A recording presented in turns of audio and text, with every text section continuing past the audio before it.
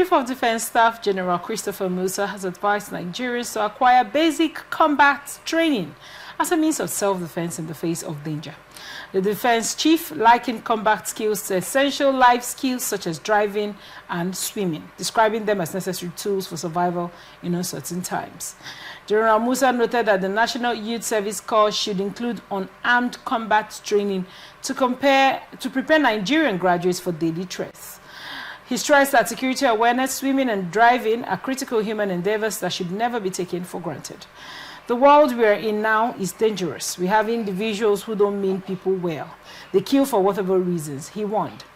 The defense chief emphasized that national security is a shared responsibility, urging Nigerians to remain vigilant, alert, and proactive in reporting suspicious individuals within their communities. I mean, if someone was pointing a gun at me, how fast do you think my combat skills would save me? What are your thoughts on this report?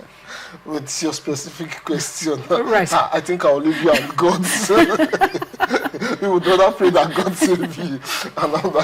But you see, he has stated the absolute truth. Right. Every individual, even if you live in the most peaceful clime, should have some self-defense skill, should have some survival skill. Like you have asked, if a gun is pointed at many persons, those who have some defensive skill, we have seen even some things we see, on screens, and I know that a split second is enough to save somebody or mar somebody. But it comes down to what skill you possess. And this is where I even thought that the NYSC we all attended would have been sort of an empowerment scheme. And I don't mean economic empowerment, I'm talking of physical defense empowerment. We know countries, at least everybody talks about Israel, where citizens are trained on self-defense skill. It helps, that's Can this self-defense skill, after you have learnt it, save you from a bullet? Can you block a bullet by by lifting up your hand? See, self-defense skill does not necessarily make you a bulletproof or a bomb detector, as it were, a working bomb detector. Neither is it an ODH, but it gives you that preparedness that in the face of danger, at least you can think of what to do. Like he talked about swimming. If this were some sort of hotel and this is a poolside, you are standing, right, a child falls into the water, how many of us can save that child? If this were a road and a vehicle has knocked somebody down, something as simple as that, how many of us can save that child? Something as simple as, performing CPR on people. People have watched people die on the road, not because they don't care. I mean, that multitude of persons, everybody is chanting one thing, some are chanting Jesus, some are chanting, bringing wood, some are chanting daddy, mommy, and that. But if there was a training, that person would have probably been revived. Then on the individual skill, a self-defense skill may not make me a walking bulletproof, but in a split second, I can have that chance of knocking the gun off the person, and if successful, I would have saved a multitude of persons. And we have seen it in other crimes where, in the face of a gunman, somebody saved the whole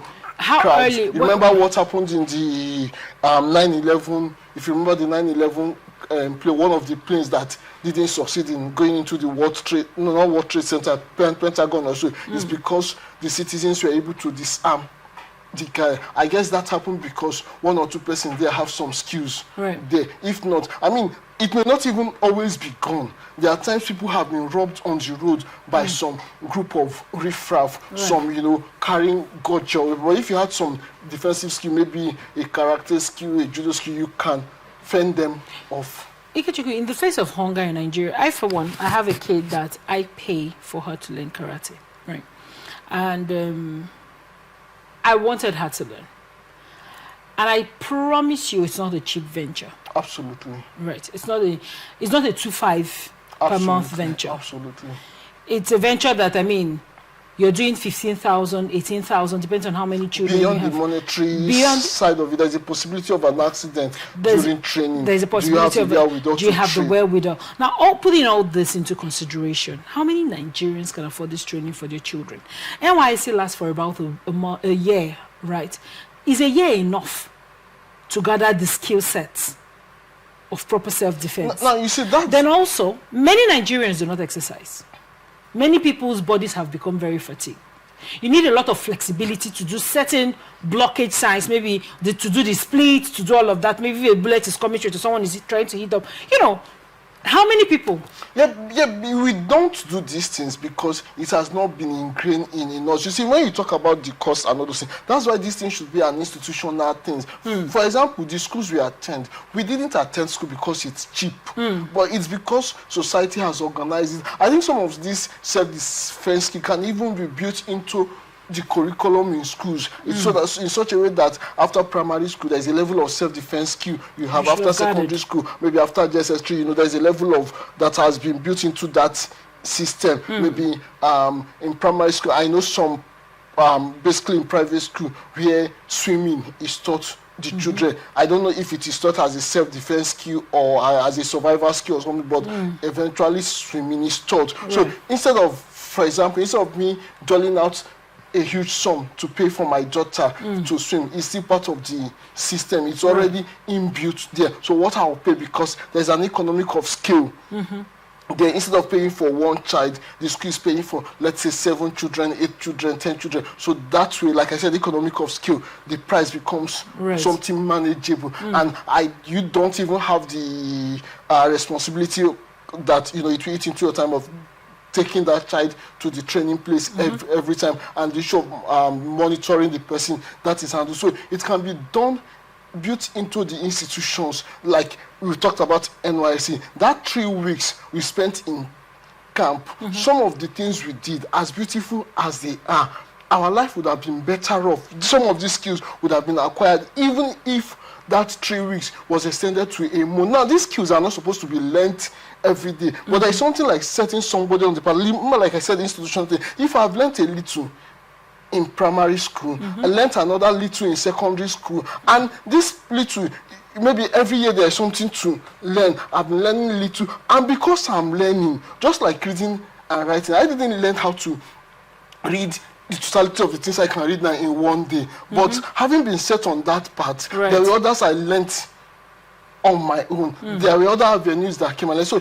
if that path has been established, I know the importance of this thing. Either I'm doing it for fun or I'm doing it for security purpose. But along the line, I am learning one thing, piling up my self-defense skill. Then for those of us who went on to go to university, at university during the 3 weeks camp, like I said, it can even, if we have this as a goal, it can be extended for 1 month, or even within that 3 weeks. There is a whole lot that can be achieved. Look at that 3 weeks. Many of us before that 3 weeks didn't have any form of physical education for a long time. But by the time we go to camp, they need to do those climbing of Jacob ladder and all those things. For one, the reason I did some of those things, because it was optional. They didn't want to force it on it, but so you don't get into it. But I wanted to prove myself that I can do anything, that there is no limitation for me, and I did it successfully. And there may be many others that will say you build in this into the institution. Maybe it can be done that before you're leaving NYSC camp, you would have acquired certain skills, and even after the 3 weeks service year, the whole 1 year you use, like now naturally you have every week you go for CD. I don't know if they still do that now. You go for your CD, community service and all those things. It can also be built into that. Maybe if it is weekly, monthly, whatever the system chooses, that at the end of this year you would have added, even if it is one more survival skill. It may not come handy every day, but if it comes handy once, it could make a difference between life and death. You could just be the savior somebody needs sometime in the future. Thank you.